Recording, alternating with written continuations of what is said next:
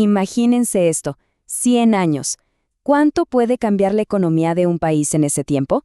Bueno, en el caso de Chile, la respuesta es muchísimo. Vamos a desglosar una historia de cambios económicos y sociales que de verdad lo transformaron todo. Y para empezar a entender esta tremenda transformación, vamos a hablar de algo que nos toca a todos, el trabajo. Ok, entonces, el trabajo. Pensemos en cómo era la vida laboral a principios del siglo XX en Chile. Era muy diferente a lo de hoy. Miren esto, la jornada semanal promedio era de unas agotadoras 54 horas. ¡54! Y a lo largo del siglo, lo que vemos es una caída constante, o sea, una verdadera revolución silenciosa en la vida diaria. Para 1930 ya había bajado a 50 horas. Luego, se mantuvo bastante estable por un buen tiempo, pero fíjense en lo que pasa a finales de los 90. ¡Boom! La caída es drástica. Se desploma a menos de 35 horas semanales para el 2020. Es un cambio brutal en cómo la gente vive, en cómo organiza su tiempo. Ok, esto nos lleva a una pregunta clave, ¿no? Si la gente empezó a trabajar menos horas, ¿qué pasó con toda la riqueza que se estaba creando? ¿A dónde se fue ese dinero? ¿Quién se lo quedaba? Bueno, para responder a eso, tenemos que ver cómo se ha repartido el famoso pastel económico de Chile a través de los años. En economía, la riqueza viene de lo que se llaman factores de producción. Suena complicado, pero es simple. Pensemos en esto como los ingredientes de una receta. Primero, el trabajo, o sea, el esfuerzo de la gente. Segundo, el capital, las máquinas, los edificios, todo eso. Tercero, la tierra, con sus recursos renovables como la agricultura. Y cuarto, la minería, que son los recursos no renovables. La historia económica de Chile, en el fondo, es la historia de la pelea por ver quién se queda con la tajada más grande de lo que produce cada uno de estos ingredientes. Y aquí tenemos la foto de esa pelea. A la izquierda, la parte del Producto Interno Bruto que se va para pagarle a la gente por su trabajo. Y a la derecha, la parte que se va al capital. A simple vista se nota, ¿verdad? Cuando uno sube, el otro tiende a bajar. Es un tira y afloja constante. A ver, miremos la dinámica más de cerca. A principios de siglo, la tajada del capital crecía y crecía, a costa de la del trabajo, que tocó fondo en 1933, llegando a un mínimo de apenas el 20%, imagínense. Pero después, la balanza se fue con todo para el otro lado. En 1971, el trabajo alcanza su punto más alto, un 54.6%, y claro, el capital toca su mínimo. Luego, después del 73, todo se da vuelta otra vez. Y de ahí en adelante empieza un ciclo de sube y baja que ha seguido por décadas. Ok, dejemos esa pelea por un momento y pasemos a otro de los ingredientes, la tierra. La agricultura y todo eso, que por mucho tiempo fue un pilar de la economía chilena.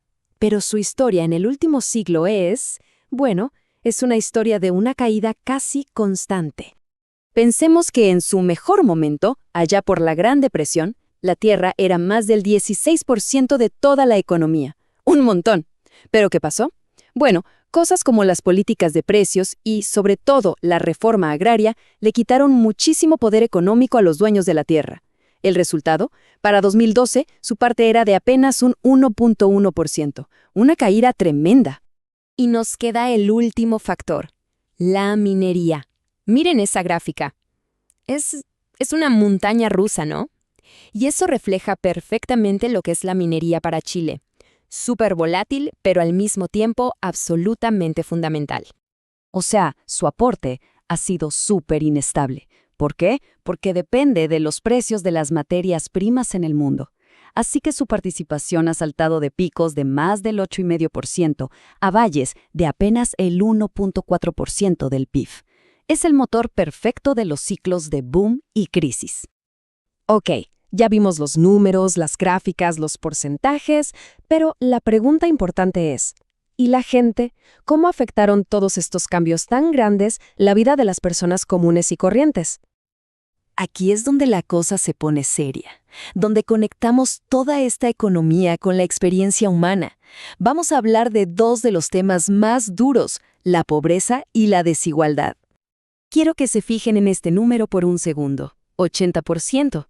En su momento más crítico, la pobreza en Chile llegó a esa cifra. Sí, 80%. Es difícil de creer, Pero en 1940, 8 de cada 10 familias chilenas eran pobres. 8 de cada 10. La gráfica nos muestra la escala de un problema social, bueno, de proporciones gigantescas. La batalla contra la pobreza ha sido larga y durísima. Partimos de ese 80% en 1940. Y de ahí se ve una mejora increíble, bajando a menos de la mitad para 1970. Pero ojo, la crisis de los 80 golpeó fuerte y la pobreza volvió a subir. Sin embargo, a partir de ese momento, la tendencia ha sido una sola: para abajo, para abajo, para abajo, hasta llegar a ese mínimo histórico que vemos al final. Y este es el resultado final. Y hay que decirlo, es una de las grandes historias de éxito de Chile. Bajar la pobreza de un 80% a menos de un 8% en menos de 100 años es sin duda un logro impresionante. Pero, y siempre hay un pero, ¿no? Esa no es toda la historia, porque mientras la pobreza bajaba y bajaba, había otro problema que se negaba a desaparecer: la desigualdad. Esta gráfica es clave. Muestra qué porción de todos los ingresos del país se quedaba el 40% más pobre de la población.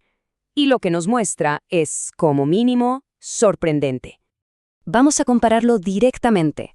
En el año 1900, el 40% más pobre de la gente recibía el 10% de la plata. Y en 2017, después de más de 100 años de cambios, recibían el 10.7%. O sea, casi lo mismo.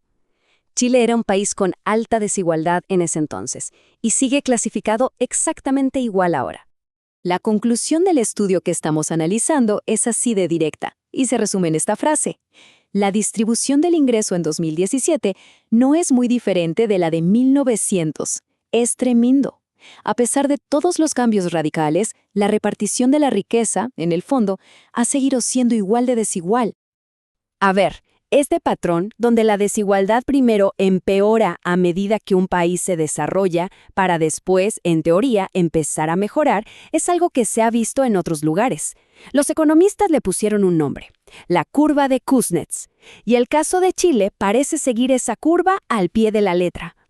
Y todo esto nos deja con una pregunta final, una pregunta que da para pensar. La historia de Chile nos muestra dos caras de la misma moneda: un éxito increíble contra la pobreza, pero al mismo tiempo una desigualdad que no se mueve. Entonces la pregunta ¿es este un precio que hay que pagar sí o sí para desarrollarse económicamente?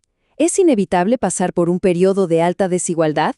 La historia de Chile nos dice que la respuesta no es nada fácil, y que la pregunta hoy sigue totalmente abierta.